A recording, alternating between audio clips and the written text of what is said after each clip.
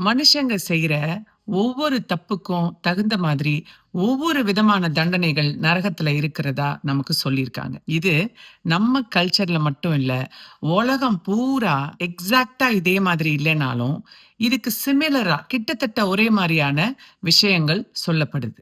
ஒரு அப்பா, அம்மா அவங்க செய்யற தவறுக்கான தண்டனைய நரகத்திலேயே அனுபவிச்சு முடிச்சுட்டாங்கன்னு வச்சுக்கங்களேன். ஏன் அவங்களுக்கு ட்ரீட்மெண்ட்டே செய்ய முடியாத அளவுக்கு ஒரு பெரிய நோயோடையோ, ஊனத்தோடையோ ஒரு குழந்தை பொறக்குது. அந்த குழந்தை என்ன தவறு பண்ணுச்சு? அந்த குழந்தை தான் செஞ்ச தவறுக்கெல்லாம் நரகத்திலேயே தண்டனைய அனுபவிச்சுட்டு தான் பொறக்குதுன்னு வச்சுக்கங்களேன். ஏன் பொறந்ததுக்கு அப்புறமும் இவ்ளோ கஷ்டப்படுது? இந்த மாரி நெறைய கேள்விகள் இருக்கு. இதுக்கு கர்மா அப்படிங்கிற ஒரு கான்செப்ட்ட பார்க்கணும். இன்னைக்கு சொர்க்கம் எங்க இருக்கு? அந்த குழந்தை வளர, வளர அது படுற கஷ்டத்தை எல்லாம் பார்த்து, மனசுல தினம், தினம் செத்து பொழைக்கிறாங்க பார்த்தீங்களா? அதுதாங்க நரகம். நம்ம வாழ்க்கையில நெறைய நல்ல விஷயங்கள் நடக்கும்போது, நமக்கு ஆத்மார்த்தமான ஒரு சந்தோஷம் கிடைக்குது பார்த்தீங்களா?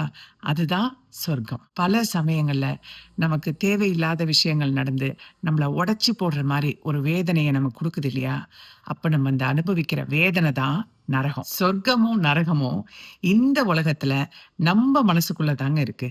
எங்கேயோ இல்ல. உங்க ஃப்ரெண்ட் கிருஷ்ணபிரியா.